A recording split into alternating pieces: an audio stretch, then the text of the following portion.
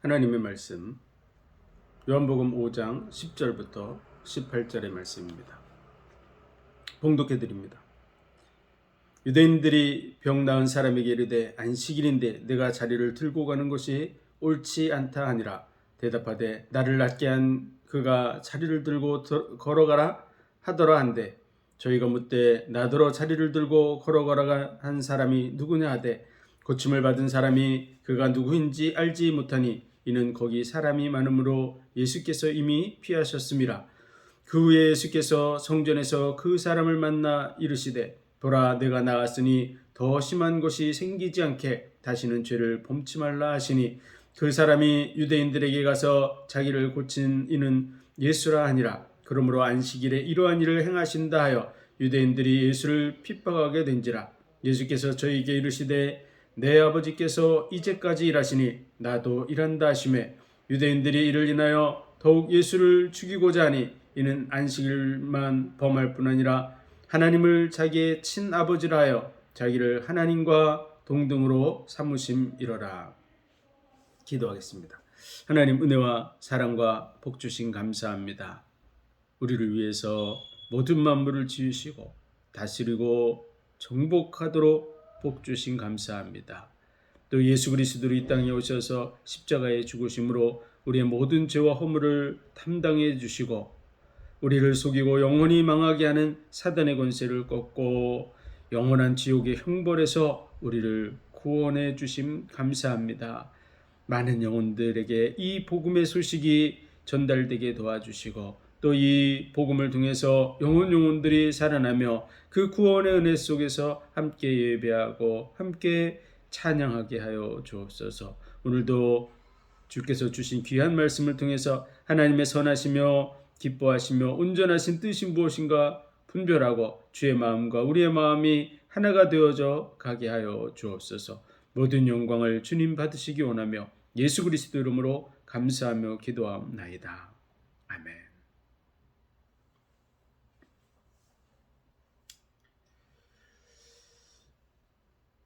원래 인간은 하나님의 형상으로 창조되었습니다. 창세기 1장 26절에 하나님께서 모든 만물을 창조하시고 인간을 만드실 때 우리의 형상을 따라 우리의 모양대로 우리가 사람을 만들고 이 모든 것을 다스리고 정복하게 하자고 말씀하고 계십니다. 그래서 모든 만물을 사람을 위해서 지으셨고 또 그 만물 속에는 하나님이 우리에게 주시려고 하는 하나님의 선하신 그런 뜻이 잘 내포되어 있어서 만물을 통해서 하나님을 이해할 수 있도록 우리에게 말씀해 주고 있다는 사실을 우리는 알아야 됩니다. 로마서 1장에도 그의 능력과 신성이 만물에 분명히 보여 알게 된다고 그러므로 저희가 핑계치 못할지니라고 말씀하고 있습니다. 그래서 이 땅의 삶 속에서 하나님이 주신 모든 것 하나님의 그 선하심을 내포하고 있다는 사실을 우리는 이해해야 됩니다. 이 땅의 삶 속에서 인간은 당연히 하나님의 복을 받으며 그 복을 누릴 존재입니다. 이사야 45장 18절에 하늘도 지으시고 땅도 지으시되 사람이 거하게 하시려고 지으셨다고 말씀하고 있습니다. 우리를 위해서 모든 만물이 주어져 있습니다. 하늘의 해와 달과 별들 또 꽃들과 새들과 또 바다 이런 모든 만물들을 다 지으실 때 보시기에 좋았더라 이렇게 말씀하신 이유는 우리에게 합당한 그런 모습으로 다 지어졌다는 것을 말씀해 주고 있고요. 또 사람을 지으신 후에 보시기에 심히 좋았다고 말씀하신 것은 사람에게 모든 것을 주셨을 때 하나님이 얼만큼 기뻐하시고 계신가를 알 수 있습니다. 그리고 그 속에 우리 사람이 하나님의 계획과 뜻 가운데 있다는 사실을 우리는 알아야 됩니다. 당연히 하나님의 복을 받으면 누려야 될 사람, 그 사람에게 하나님께서 에덴 동산에서 언약을 주셨습니다. 그 언약은 선악을 알게 하는 나무의 실과를 먹지 말라는 것입니다. 동산의 모든 실과는 내가 임으로 먹되 선악을 알게 하는 나무의 실과는 먹지 말라.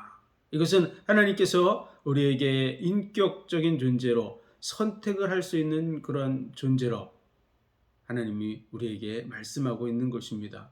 하나님께서 우리에게 자유의지를 주셨습니다. 인간은 하나님의 형상으로 지어져서 하나님과 교제할 그러한 대상으로 지어졌습니다. 만물보다 귀한 존재로 지어졌습니다. 온 우주 만물을 바라볼 때 세상의 사람들은 우주의 그 무한한 크기를 보고 수많은 별들을 보면서 인간을 아주 작은 존재로, 정말 이 우주 속에 태양계도 아주 작은 그런 것입니다. 그 태양계 속의 지구도 작은데 지구 속의 인간은 더 작죠. 그래서 인간은 아주 작고 미미하고 먼지 같은 그런 존재처럼 자꾸 느끼고 있지만 그것은 관점의 차이일 뿐입니다. 하나님은 인간을 주인공으로 지으셨습니다. 인간에게 관심이 있으시고 인간을 위해서 모든 만물을 지었습니다. 그래서 인간을 주인공으로 지었기 때문에 이 주변의 모든 만물은 배경과 같은 것이죠. 그 배경, 주인공을 빛나게 하기 위해서 얼만큼 많은 배경들을 만들고 투자했느냐에 따라서 그 가치가 빛나는 것입니다. 마찬가지로 하나님께서는 인간을 자기의 형상으로 만드셔서 인간을 만물보다 귀한 존재로 존귀케 하셨다고 하는 사실을 우리는 분명히 알아야 됩니다. 하나님께서 그렇게 말씀하고 계시고 하나님이 우리에게 그와 같은 가치를 부여하고 있다는 것입니다. 그런데 에덴 동산에서 하나님이 모든 것을 다 임으로 먹게 하셨습니다. 그것은 마음대로 내가 원하는 것을 먹을 수 있는 것입니다. 그러나 한 가지만을 금하셨어요. 선악을 알게 하는 나무의 실과를 먹지 말라. 먹으면 정령 죽으리라. 이것은 인간에게 자유의지가 있고 선택권이 있다는 사실을 알려주는 것입니다. 우리를 인격적인 존재로 하나님이 구별하신 것이죠. 그런데 에덴 동산에 뱀이라는 그런 존재가 있었습니다. 뱀은 하나님이 지으신 짐승 중에 가장 간교하더라 이렇게 말씀하고 있는데요. 요한계시록 12장 9절에 보면 옛뱀, 마귀라고도 하고 사단이라고도 하는 온 천하를 꿰는 자라 이렇게 말씀하고 있습니다. 옛뱀, 큰 용이 하늘에서 내어 쫓겼습니다. 그는 사단, 마귀 이렇게 지칭되는 존재죠. 그 사탄, 마귀는 지구상에 있는 간교한 뱀을 이용해서 인간을 미혹하고 있는 모습을 볼 수 있습니다. 그래서 하나님께서 먹지 말라 그런 선악을 알게 하는 나무의 실과에 대해서 그것을 먹는 날에는 죽지 않는다 이렇게 속이죠. 그래서 그것을 먹으면 하나님과 같이 될 것이라고 그렇게 속임으로 인해서 그것을 들었던 아담을 통해서 전해 들었던 하와가 따먹고 또 자기와 함께한 그런 아담에게도 줌으로 인해서 결국은 다 범죄하고 그 범죄의 결과로 인간은 큰 고통 속으로 들어가게 됐습니다. 인간의 방법으로는 이 문제를 해결할 수 없다는 사실을 아시고 하나님께서는 창세기 3장 15절에 여자의 후손이 와서 뱀의 머리를 상할 것이라고 말씀하고 있습니다. 이 사단의 문제는 인간의 힘으로는 해결할 수 없습니다. 지금도 사단이 있느냐 없느냐 또 귀신이 있느냐 없느냐 이런 부분에 대한 논란이 많이 있지만 실질적으로 우리의 그 세계 속에는 보이는 세계, 육신의 세계가 있죠. 육체적인 것은 육체적인 것으로 직접적으로 느낄 수 있습니다. 육신적인 것. 그래서 육신적인 것은 육신적인 거에 직접적인 영향을 받고 있는 것이죠. 그래서 우리가 음식, 그 식사를 직접 먹을 때 그것이 우리 육신에 영향을 미치고 그리고 힘을 내기도 하고 그것을 안 먹으면은 이 힘이 떨어져서 힘들어하고 하는 육신적인 부분이 있습니다. 그리고 정신적인 부분이 있죠. 정신적인 부분이 보이진 않지만 실제로 정신적인 부분에 우리는 영향을 받습니다. 그 정신적인 부분 중에 하나가 사상이나 철학이나 이런 것이죠. 사람이 지식을 갖는 것, 그건 정신적인 것입니다. 그래서 우리가 어려서 태어났을 때는 아주 육신적으로 태어나죠. 그래서 엄마의 젖을 찾고 무엇인가 들려주면 다 입으로 가서 육신적으로 그것을 느끼려고 하는 그러한 육신적인 존재가 먼저 태어납니다. 그러다가 이제 정신적인 부분이 서서히 발달하게 됩니다. 그 부모의 말을 들으면서 그 언어를 따라하죠. 언어도 보이지 않지만 언어를 따라함으로써 대화가 소통되게 되고, 그리고 학교에 다니면서 글을 배우게 되고, 글을 통해서 그들의 생각이 우리 생각 속에 영향을 미칩니다. 오랜 그런 선조들의 지식이 우리의 지식에 영향을 미치고 내 생각과 삶의 방향을 결정하게 합니다. 그것이 정신적인 것이죠. 보이진 않지만 정신적인 세계가 분명히 존재하고, 그 정신적인 부분이 인간의 삶의 방향을 결정하고 그 사람을 행복하게도 하고 불행하게도 하고, 또 그 사람을 정신적으로 건강한 사람이 되기도 하고 정신적으로 병든 그러한 사람이 되기도 하고 있습니다. 그래서 보이지 않지만 정신의 세계가 분명히 존재합니다. 더더구나 보이지 않지만은 영적인 세계가 분명하게 존재합니다. 그래서 영적인 세계는 육신적인 것에 비하면 훨씬 늦게 발달이 됩니다. 영적인 세계에 대해서는 정신적인 세계를 넘어서 영적인 세계가 열려지게 되는데, 영적인 세계는 영적인 것으로 이해됩니다. 정신적인 것은 정신적인 것에 영향을 받습니다. 그리고 우리가 맛있는 음식이 있는 그러한 그림을 본다든지, 또 맛있는 음식을 먹는 그러한 동영상을 본다든지, 이런 부분은 육체적인 부분에 실질적으로 사람을 배부르게 한다든지, 에너지를, 육체적인 에너지를 공급해 준다든지 이러지는 않습니다. 왜냐하면 육체적인 부분은 육체적인 부분에 직접적인 영향을 받게 되어 있습니다. 정신적인 부분은 직접적인 영향은 받지 않지만 간접적인 그런 영향을 받게 되어 있습니다. 마찬가지로 영적인 것은 영적인 부분을 통해서 영향을 받게 되어 있습니다. 그래서 사람이 어떤 공부를 많이 한다고 해서 이 귀신을 만난다든지, 또 사단의 역사 속으로 들어간다든지, 천사를 만난다든지, 하나님을 만나는 그런 부분이 되어지는 것은 아닙니다. 정신적인 부분은 정신적인 부분에 영향을 받는 것이죠. 사상적으로, 철학적으로 그렇게 생각하고 그럴 것이라고 생각하는 그런 수준이 있죠. 영적인 부분은 영적인 부분으로야 이해될 수 있습니다. 그래서 영의 세계는 무엇을 통해서 열려지냐 그러면 하나님을 통해서 열려지게 되어 있고요. 또 천사들을 통해서, 마귀와 귀신의 그런 역사를 통해서 영적인 세계가 열려지게 됩니다. 그래서 사람이 이 귀신이 들게 되면 결국은 그의 음식을 잘 먹고 건강한 것이나 또 좋은 공부를 많이 해서 철학적으로, 사상적으로 여러 가지 많은 공부를 한 거에는 전혀 그 영적인 부분을 제대로 컨트롤할 수 없습니다. 영적인 부분은 영적으로 치료되고 회복될 수 있습니다. 그래서 이 마귀, 귀신 문제, 이 사단의 문제는 인간의 힘으로는 사실은 해결할 수 없어요.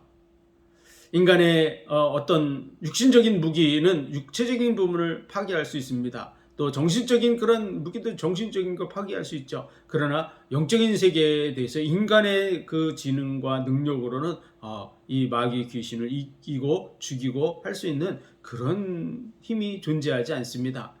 많은 영화라든지 소설이라든지 이런 걸 통해서 이 귀신과의 접신, 귀신과의 싸움 이런 것들을 다루고 있는데, 실질적으로는 귀신, 사단, 또 천사들, 그리고 하나님, 또 인간도 영적인 존재인데요. 이 영혼을 멸할 수는 없습니다. 이 영혼은 죽지 않아요. 영적인 이 영은 영원히 살도록 하나님이 만들어 놓으셨습니다. 그래서 그 인간은 육체를 가지고 있기 때문에 그 육체적인 부분을 죽일 수 있지만 사실은 영혼을 죽일 수 없습니다. 그러므로 너희의 육체를 멸하는 자를 두려워하지 말라. 너희의 영혼과 육체를 지옥에 멸하는 자를 두려워하라. 이렇게 말씀하시는 거죠. 우리의 육체를 사람은 죽일 수 있지만 그러나 그의 영혼은 죽일 수가 없습니다. 하나님께서 그를 지옥에 보낼 수 있다는 사실을 말씀해 주고 있는 것이죠. 영적인 세계, 이 귀신 마귀와의 그런 부분에 있어서 인간은 해결할 수 없습니다. 그래서 여자의 후손이 와서 뱀의 머리를 상할 것이라 이렇게 말씀하신 것이죠. 그래서 인류는 그 여자의 후손을 끊임없이 기다려온 것입니다. 그 여자의 후손이 누구냐? 바로 메시아입니다. 메시아. 그래서 이사야 7장 14절에 보라 처녀가 잉태하여 아들을 낳을 것이요 그 이름을 임마누엘이라 하리라 하셨으니 이것이 하나님이 우리와 함께 계신다는 뜻입니다. 이것이 너희에게 징조가 되리라. 하나님이 우리와 함께 하신다는 그 징조가 뭐냐? 그러면 처녀가 잉태해서 아들을 낳게 될 것이다. 그 처녀의 몸으로 오실 메시아에 대한 언약입니다. 그래서 인간의 힘으로 해결할 수 없는 그 문제를 하나님의 방법으로 해결하는 길을 열어주셨습니다. 그리고 우리의 죄 문제를 해결하는 부분에 대해서 하나님은 아담과 하와에게 가죽옷을 지어 입혀주셨습니다. 가죽옷은 어떤 짐승을 잡아서 그 가죽을 벗겨서 만드는 그런 옷입니다. 그래서 그 희생되는 그런 짐승이 있는 것이죠. 그래서 희생제물, 희생제사에 대한 부분을 보여주고 있는 것입니다.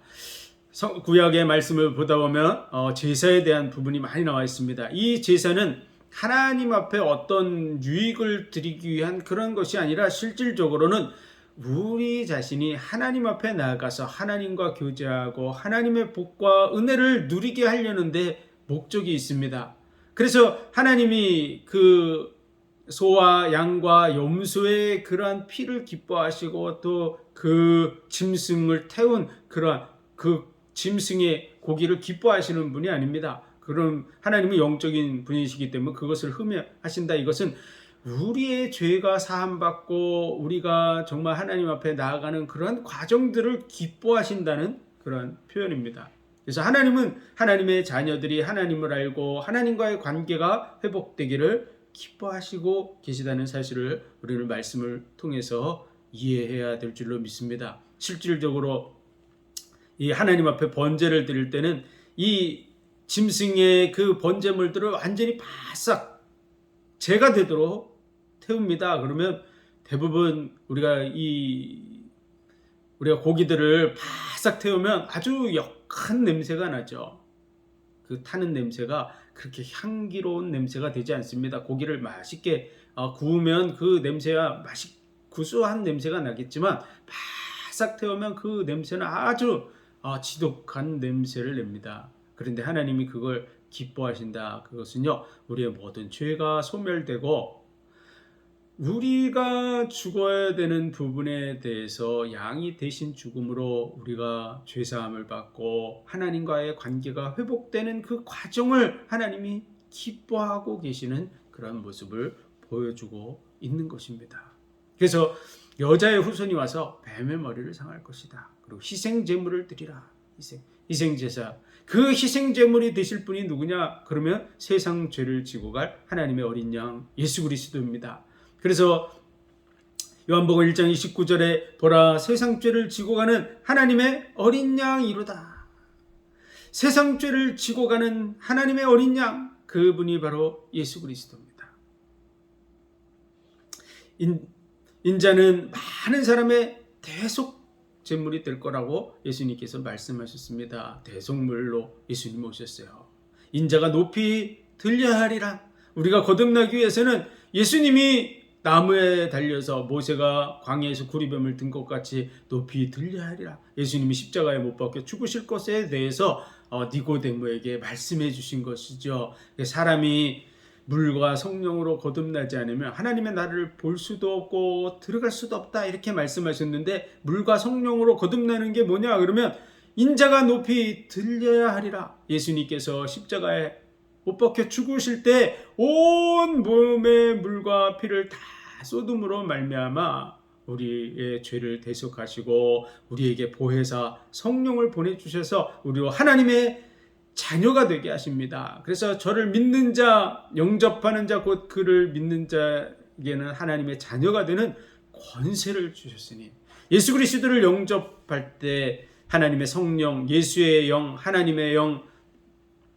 예수의 영이라고도 하고 하나님의 영이라고도 하는 성령이 우리 속에 들어오게 되고 그 들어온 성령을 양자의 영이라 그래서 하나님을 아바 아버지라고 부르짖게 한다고 말씀하고 있습니다. 그리고 그 성령은 우리에게 보증이 되셔서 우리가 심판받을 그런 하나님 앞에 설 때에 마귀가 참소하고 또 모세가 대적하고 율법을 가지고 우리를 참소하고 그런 부분이 이루어진 때 우리가 하나님의 자녀인 부분에 대해서 보증하시는, 실제로 우리는 하나님의 심판이 이루어지지 않습니다. 보증하신다는 부분은 걱정하지 말라. 성령이 보증이다. 걱정할 필요가 없다. 성령이 인이다, 도장이다. 너는 내 것이라고 이렇게 도장을 찍어 놓는 것처럼 성령이 인이 돼서 우리가 하나님의 자녀인 것, 하나님의 소유인 것, 그것을 증거하신다고 말씀하고 있는 것입니다. 하나님께서 모든 만물을 다 지으시고 안식하신 것이 7일째 안식하셨습니다. 그래서 하나님이 안식하셨더라, 이렇게 하나님 쉬신 이 안식일의 진정한 의미는 쉼입니다. 쉼. 그래서 우리로 하여금 쉬게 하는데 방향을 맞추고 있습니다. 이스라엘 백성들을 애굽에 보내서 애굽의 종살이를 하게 하셨습니다. 그 애굽은 요한계시록에 보면 세상이라고도 하고 소돔이라고도 하는 곳입니다. 이 세상을 가리켜서 애굽이라 그러는 것이죠. 애굽의 왕 바로 왕은 마귀를 상징하는 그러한 인물입니다. 마귀의 지배 속에 하나님의 백성들이 종살이하는, 영적으로 보면 마귀의 지배 속에 많은 사람들이 마귀에게 사로잡혀서 고통받는 이런 모습들을 보여주고 있는 그런 모습입니다. 거기서 빠져나오는 길을 보여주고 있죠. 그래서 애굽에서 빠져나오는, 그때 6월절 어린 양을 잡게 합니다. 6월절 절기를 만드시고 아비벌에 하나님께서 양의 피를 좌우 문설주에 바르게 하고 그 양고기를 먹게 함으로 인해서 그 집에 대해서, 양의 피를 좌우 문설주에 바른 그 집에 사망의 신이 넘어간다, 6월 흘러서 넘어간다는 그런 절기가 바로 6월절입니다. 그래서 애굽에서 종살이 하던 우리가 어떻게 애굽에서 해방되냐, 마귀의 바로의 권세에서 해방되냐, 그러면 그 6월절 피 바른 그 6월절 재앙을 통해서, 또 이스라엘 백성에게는 그 6월절의 그 축복을 통해서 빠져나오는 것이죠. 애굽에는 그것이 재난이고 하나님을 믿는 그 피 바른 집에는 그것이 복이 되어서 그것에서 또 빠져나옵니다. 그래서 그 양을 잡아서 피를 바른 집이 사망의 신이 넘어간 것과 같이 우리가 이 마귀 권세에서부터 빠져나오는 게 뭐냐, 그럼 예수 그리스도의 그 보혈의 피를 통해서, 그 피를 인해서 우리가 마귀 권세에서 빠져나오게 됩니다. 그래서 6월절 절기는 우리가 이 마귀 권세에서 빠져나와서 세상을 떠나서 하나님께 나아가는 이러한 시작을 보여주고 있는 것입니다. 그리고 이 이스라엘 백성들을 이끌어내서 광야길을 걷게 하시면서 하나님 말씀하세요. 너희가 과거에 애굽에서 종되었던 때를 생각하라고, 나그네 되었던 때를 생각하라고 이렇게 말씀하시죠. 과거에 힘들고 어렵고 고통받고 했던 것을 생각하고 나그네와 고아와 과부와 종들과 또 고통받는 그러한 짐승들까지라도 다 쉬게 하는 그러한 절기가 바로 안식일입니다. 안식일. 하나님의 백성들이, 또 하나님께 속한 모든 것들이 쉼을 얻게 하고 평안을 얻게 하고 안식할 수 있는 그러한 시간으로 주어진 것이 안식일이죠. 그래서 갇힌 자를 생각하고 고통받는 자를 생각하고 억압받는 자들을 생각하고 그들에게 평안을 주고 쉼을 주게 하기 위한 그러한 절기가 바로 안식일입니다. 하나님께서 모든 만물을 지으시고 안식하셨듯이 우리에게 영원한 안식의 그러한 복을 주시려고 예수 그리스도께서 이 땅에 오셨습니다. 그리고 십자가에 죽으시고 부활하시고 승천하시고 보좌 우편에 계시며 다시 오셔서 우리를 영접하게 될 것입니다. 그러면서 예수님께서는 안식일이 바로 인자의 날이라고 말씀하고 있고, 이 안식일에 인자는 안식일의 또 주인이라고 말씀하고 있는 것입니다. 예수 그리스도를 위한 날이 바로 안식일이죠. 그래서 예수님께서 하나님께서 창조의 사역을 다 마치고 안식하셨듯이 예수님께서도 인류 구원에 대한 사역을 다 마치시고 다 이루었다 이렇게 말씀하시고 그리고 안식하십니다. 그래서 6월절 날 예수님이 십자가에 못 박혀 죽으시고, 그래서 그 피를 흘려서 인류를 구원하시고, 그리고 그 다음날 안식하시는 것이죠. 그래서 안식일에 예수님은 무덤에 계셨습니다. 그리고 그 다음날 6월절이 지나고 안식일이 지나고 그 다음 날이 바로 초실절입니다. 그것은 부활의 첫 열매가 되신 예수 그리스도를 뜻하는 것입니다. 이스라엘에서는 이스라엘 전체 중에서 가장 먼저 거둔 이삭을 하나님 앞에 드리는 날입니다. 그 이삭과 같이 예수님께서 부활의 첫 열매가 되시는 그러한 절기가 바로 초실절입니다.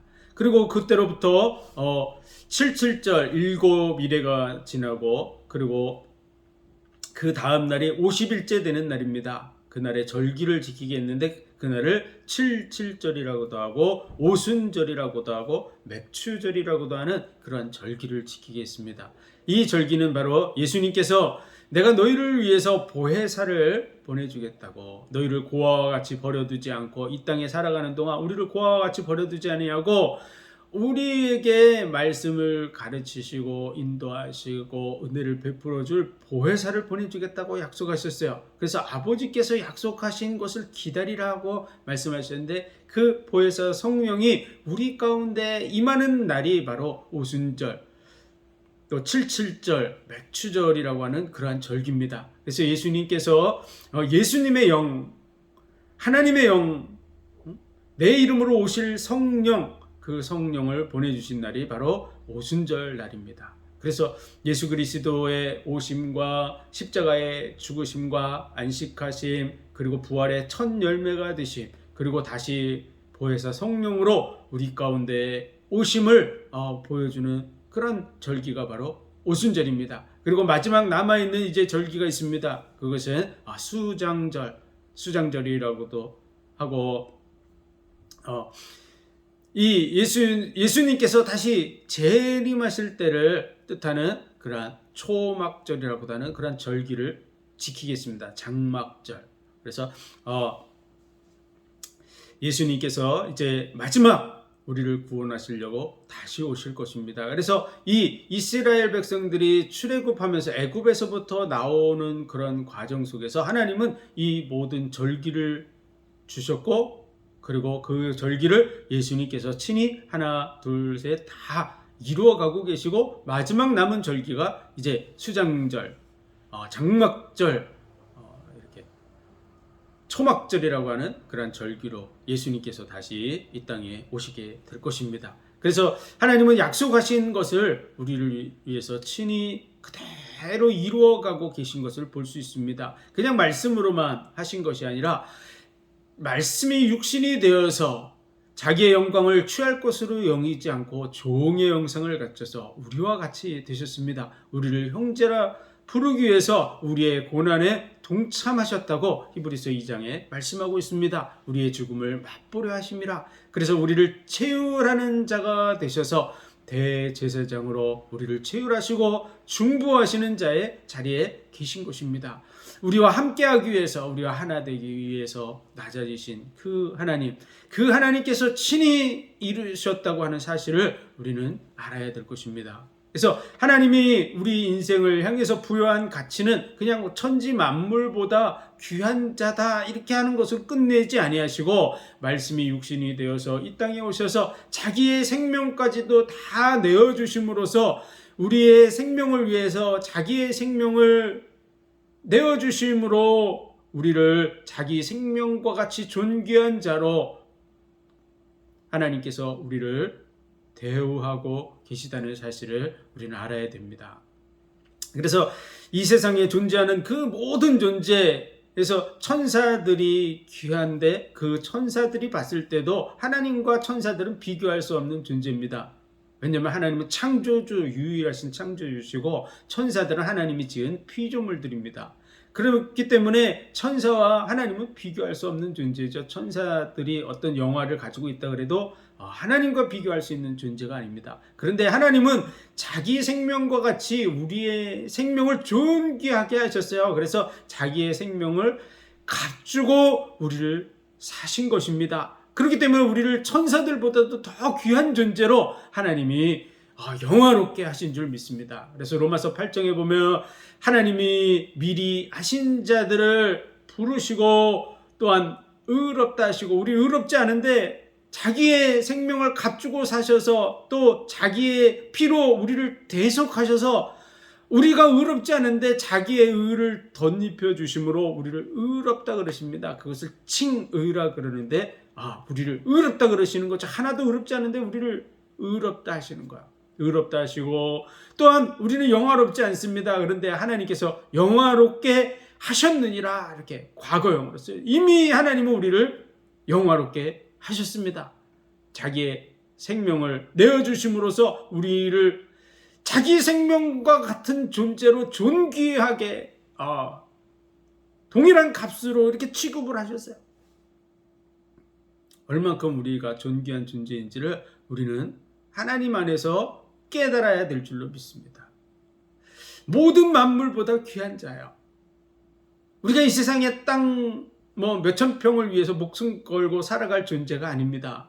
왜냐하면 온 우주 만물을 하나님이 우리를 위해서 지으셨어요. 하늘도 짓고 땅도 짓되 사람이 거하게 하시려고 우리 때문에 다 만드셨어요. 그 모든 만물뿐만 아니라 지금 천사들도 히브리서 1장에 보면 하나님이 후사들을 위해서 섬기라고 보내심이 아니뇨, 이렇게 말씀하고 있습니다. 우리를 섬길 존재예요. 그만큼 하나님이 우리를 영화롭게 하셨습니다. 자기의 생명을 값주고 하나님의 생명과 바꾼 존재로 우리를 존귀하게 하셨다는 사실을 우리는 인식해야 됩니다. 얼만큼 우리를 귀하게 여기나 그것을 생각하고 우리는 그 은혜, 그 사랑, 그 하나님의 부여한 가치를 누리며 감사하며 살아가는 그러한 존재가 되어야 될 줄로 믿습니다. 이 모든 일을 이루신 것은 하나님께서 우리를 사랑하고 계시기 때문이라고 말씀하고 계십니다. 요한복음 3장 16절, 하나님이 세상을 이처럼 사랑하사 독생자를 주셨으니 이는 저를 믿는 자마다 멸망치 않고 영생을 얻게 하려 하시니라. 예수 그리스도로 이 땅에 오셔서 우리의 모든 죄와 허물을 담당하시고 십자가에 못 박혀 죽으심으로 우리의 죄를 대속하셨고 우리를 값주고 사셨습니다. 그리고 마귀의 권세, 사망 권세를 쥐고 있는 마귀의 권세를 깨뜨리셨어요. 그래서 우리에게 영원한 구원의 문을 여셨습니다. 이 구원의 혜택이 우리에게 주어진 것은 하나님이 우리를 사랑하시기 때문에 하나님이 하신 거예요. 그래서 이 하나님의 은혜와 사랑을 인정하고 받아들이는 자만이 하나님의 그 복과 은혜를 누릴 수가 있습니다. 하나님이 우리와 하시려고 하는 것은 하나님과의 온전한 관계를 회복하는 거예요. 하나님이 이루신 이 귀한 선물을 그냥 우리에게 주시려고 하는 것 자체에 목적이 있지 않고 하나님의 마음을 이해하고 하나님의 그 마음 안에서 우리의 마음이 하나님을 향해서 열려져서 하나님과 우리가 인격적으로 교제할 수 있는, 사랑을 나누고 영원히 하나님 안에서 사랑하며 교제하며 하나님께 감사하며 찬양하며 하나님과 영원히 같이 살아갈 존재로 하나님은 우리를 부르고 계신 것입니다. 그렇기 때문에 우리의 인격적 선택, 인격적으로 이 사실을 인정하고 받아들이는 것이 중요한 것이죠. 그렇기 때문에 하나님은 이미 2000년 전에 우리의 온 인류의 죄를 다 대속하셨어요. 한 사람이 모든 사람을 대신하여 죽었은지 모든 사람이 죽은 것이라 고린도후서 5장 14절에 이렇게 말씀하고 있어요. 그래서 모든 사람을 다 대속해서 죽었어요. 그렇다면 온 인류의 값이 다 지불된 거예요. 아담으로부터 예수님이 재림하실 때까지 아직 태어나지 않은 모든 사람들의 그 죄값을 다 지불하셨어요. 그러므로 누구나 다 이 혜택을 받아 누릴 자격이 있어요. 값이 이미 다 지불됐어요. 그런데도 왜 믿는 자에게만 이 축복이 누려지냐 그러면 하나님은 우리를 사랑하시고요. 하나님의 그 사랑을 인정하고 받아들이며 하나님과 사랑의 교제, 인격적 교제, 관계가 회복되기를 원하세요. 그렇기 때문에 이것을 인정하고 받아들일 때만 관계가 회복됩니다. 법적으로는 이미 다 끝났어요.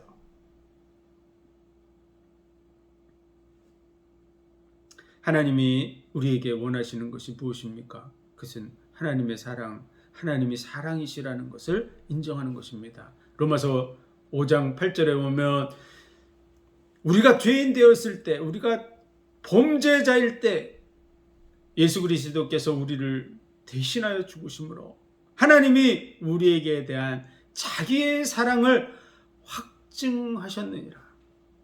우리에게 대한 사랑을 확실하게 나타내 보여주셨습니다. 자기의 생명을 내어주기까지 우리에게 대한 사랑을 보여주셨어요. 우리가 가지고 있는 사랑을 얼만큼 보여주면 되겠습니까? 온 재산을 다 준다 그러면 우리의 사랑을 다 보여줄 수 있을까요? 네. 자기의 생명까지도 다 내어주셨습니다. 온 우주 만물보다 더 귀한 게 생명입니다. 하나님 말씀이면 만물을 창조하실 수 있는 분이세요. 그런데 자기의 생명까지도 다 내어주셨어요. 이것은 하나도 아낌없이 우리를 위해서 다 내어주신 거야. 그러면서 약속을 지키신 거야. 인류에게 약속을 주시고 그 약속을 생명을 내어주심으로 성취함으로 우리에게 믿을 만한 증거를 확실하게 주셨어요. 그리고 죽은 자 가운데 부활함으로 실제로 이 일이 확실하게 이루어졌다는 증거를 주신 거예요. 천하인간의 믿을 만한 증거를 주셨느니라. 그래서 분명하고 확실한 증거를 다 보여주셨어요.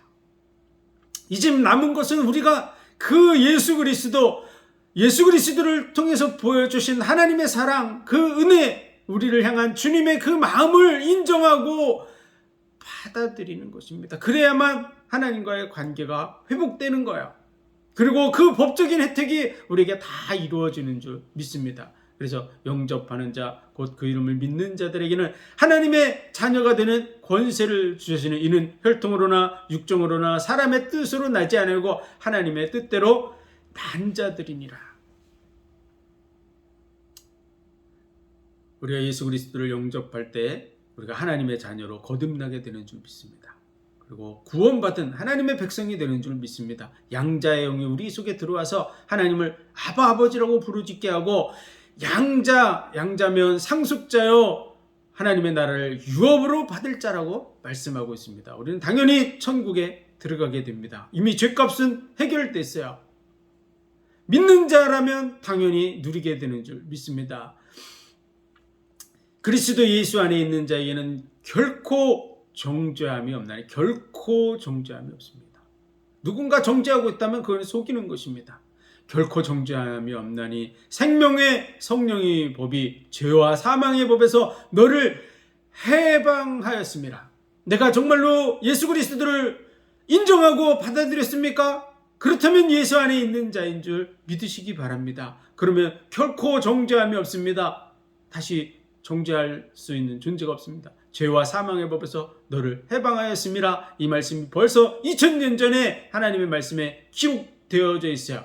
그래서 하나님의 법대로 그는 죄와 사망의 법에서 해방된 자인 줄 믿습니다. 그리고 우리는 마귀를 대적하고 승리할 수 있어요. 그래서 이 마귀를 대적하고 승리하기 위해서 우리는 하나님의 전신갑주를 입어야 될 줄로 믿습니다. 구원의 투구를 써야 됩니다. 예수 그리스도의 그 구원, 내가 구원받은 것은 예수 그리스도의 그 십자가의 보혈의 공로를 통해서 구원받은 것이라고 하는 사실에 철저하게 우리가 인식이 되어야 됩니다. 그래서 믿음은 들음에서 나고 들음은 그리스도의 말씀으로 말미암다고 그리스도로 온전히 무장되어야 됩니다. 의의 흉배를 붙이라. 내 의가 아니고 예수 그리스도를 통해서 이루신 의, 그 의를 우리가 덧입고 있습니다. 그래서 마귀가 공격할 때 예수님의 의를 이길 수가 없어요. 그래서 예수 그리스도의 의를 가지고 나아가면 승리하게 될 줄로 믿습니다. 믿음의 방패, 예수 그리스도를 믿는 믿음의 방패를 가져야 될 줄로 믿습니다. 그리고 이 말씀의 검, 말씀을 가지고 예수 그리스도를 통해서 이루신 이 말씀을 가지고 마귀를 대적해야 될 줄로 믿습니다. 그러면 승리하게 돼 있어요. 그리고 이 믿음을 온전히 가지고 있으면 우리는 평안의 복음의 신을 신을 수 있습니다. 내 속에 평안이 임하게 됩니다. 나는 늘 연약하죠. 나는 의롭지 않습니다. 나는 영화로운 존재가 아닙니다. 그런데 하나님은 나를 의롭다 그러시고 영화롭게 하신 줄 믿습니다.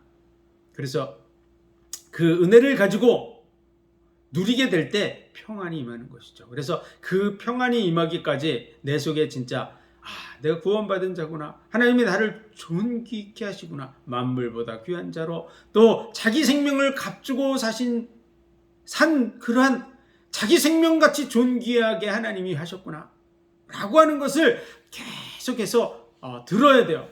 그래서 믿음은 들음에서 나고 들음은 그리스도의 말씀으로 말미암다. 이 믿음이 뭐냐 그러면 신명기 30장 말씀같이 이 하나님의 말씀이 매우 가까워서 내 입에 있고 마음에 있은 즉 행할 수 있다. 이게 삶에 적용된다는 뜻이거든요. 그래서 하나님의 말씀이 매우 가까워져야 되는데 그 말씀이 뭐냐 그러면 그리스도의 말씀이라는 거예요.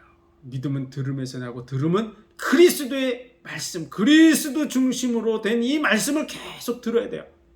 그래서 이 말씀을 그리스도 중심의 말씀, 성경에 많은 말씀들이 있지만 그리스도 중심의 말씀을 자꾸 들을 때 그것의 그 은혜가 내 속에 채워지게 됩니다. 그래서 우리 속에 얼만큼 채워져야 있냐에 따라서 그 사람이 다른 거예요. 우리 속에 한 10% 정도의 그리스도의 말씀이 채워져 있다 그러면 나머지 90%는 뭐겠어요? 세상적인 지식이나 철학이나 아니면 사상이나 또 율법적인 말씀들이 채워져 있는 것이죠. 그렇기 때문에 자꾸 문제가 생기면 어디로 갈까요? 그 10% 속으로 가지 않고 그 90%의 영향을 받아서 내가 흔들흔들하는 것이죠. 우리는 그 그리스도의 말씀이 계속 더 많이 채워져서 우리가 80% 90%에 이르러서 정말 그리스도의 사람이 되어야 될 줄로 믿습니다. 우리가 10%의 말씀, 5%의 말씀, 1%의 말씀만 있어도 구원받습니다. 그래서 로마서 1장에 보면 이 복음은 모든 믿는 자에게 구원을 주시는 하나님의 능력이 됩니다. 모든 믿는 자는 바로 1%를 믿어도 믿는 자입니다. 그래서 모든 믿는 자, 그들은 다 구원받습니다. 근데 삶 속에서 누림이 되는 거, 안식이 되는 거, 평안이 주어지는 것은 1% 가지고는 못 누려요. 왜냐하면 문제만 탁 터지면 99%가 나를 흔들어 놓습니다. 10%를 가져도 쉽게 못 누리는 것이죠. 왜 그렇죠? 90%가 문제를 일으키기 때문에 그렇습니다. 내 속에 들어있는 잠재의식 속에 있는 90%가 나에게 영향을 주게 돼 있어요. 그래서 내가 누려야 되는데 못 누리는 것이죠. 말만 하면 평안의 복음이 나오는 게 아니라 다른 게 자꾸 튀어나오는 거야. 세상 속에서 배웠던 지식이 나온다든지 아니면 율법의 말씀을 중심으로 계속 읽고 그 메시지를 계속 듣고 그랬다면 그게 나에게 영향을 미치는 것이죠. 그래서 평안이 안 주어지는 거야. 예수 그리스도의 그 십자가의 은혜, 그 십자가의 사랑의 말씀을 계속 들어야 될 줄로 믿습니다. 그리고 목회자들이 해줘야 될 게 뭐냐 그러면 성도들이 일주일 내내 세상 속에서 살아갑니다. 그리고 세상의 지식들을 접하게 되죠. 그렇기 때문에 교회에서는 끊임없이 예수 그리스도 중심의 말씀으로 갈 수 있도록 예수 그리스도 중심의 말씀, 은혜의 말씀, 사랑의 말씀, 하나님의 그 복과 은혜를 우리에게 깨닫게 해서 우리의 마음이 하나님을 향해서 갈 수 있도록, 아버지의 마음이 자녀에게로, 자녀들의 마음이 아비에게로 갈 수 있도록 만들어 줘야 될 줄로 믿습니다. 그 은혜와 사랑 속으로 들어가서 하나님과의 사랑의 관계, 하나님의 그 은혜에 감사하는 관계가 돼서 살아가는 이유가 감사하기 때문에, 그래서 찬양이 드려지는 삶으로, 정말 사랑하기 때문에 주를 위해서, 하나님의 나라와 의를 위해서 살아가려고 하는 그런 사람이 되도록 하나님의 말씀으로 계속 들려주고 은혜가 넘치는 그러한 교회가 되어줘야 되고, 성도들의 삶 속에서는 말씀을 늘 묵상해야 돼요. 기회가 있을 때마다 이 언약의 말씀, 축복의 말씀, 사랑의 말씀을 계속 들어야 됩니다. 한 번, 두 번 들으면 한 번, 두 번만큼 쌓여지는 거예요. 정말 일주일 내내 이 은혜의 말씀, 사랑의 말씀, 축복의 말씀을 듣는다 그러면 그 사람은 일주일 내내 은혜를 누리는 삶 속으로 점차적으로 나아가게 될 것입니다. 1년, 2년, 3년, 10년, 20년을 그렇게 살아간다 그러면 그의 잠재의식 속에 정말 하나님의 사랑과 은혜와 복이 넘쳐나게 될 줄로 믿습니다. 그래서 평안의 복음을 신고, 그리고 그 평안을 누리는 자가 되어서 어디를 가든지 평안의 복음을 전하는 저와 여러분이 되시길 바랍니다. 그래서 예수님이 다 이뤘다 안식하셨듯이 우리도 그 은혜가 내 속에 다 이루어져서 하나님의 안식 속으로 들어가는, 이 땅에서도 마음에 안식, 평안이 있는 그런 삶을 누려가시고 많은 사람에게도 평안을 전달하는 저와 여러분의 삶이 되시기를 주의 이름으로 축원드립니다. 아버지께서 일하시니 나도 일하신다. 나도 일한다. 그 안식일에 지금 38년 된 병자를 평안 속으로 인도하셨듯이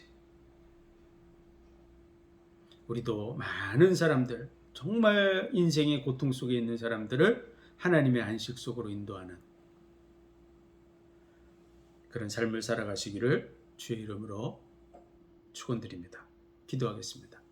하나님 은혜와 사랑, 복 주신 감사합니다. 모든 만물을 우리를 위해서 지으시고 다 이루신 후에 안식하셨듯이 예수 그리스도께서 죄와 사망의 길을 걸어가고 있는 우리를 위해서 친히 이 땅에 오셔서 십자가에 죽으심으로 다 이루시고 안식하셨듯이 오늘도 주님은 일하고 계신 줄 믿습니다. 주님께서 일하심처럼 우리도 그 평안의 복음으로 무장하고 그 안식을 이 땅에서도 누리고, 또 그 평안의 복음을 많은 영혼들에게 전달해서 많은 영혼에게 이 안식을 함께 나누어주는 복된 삶 살아가게 하여 주옵소서.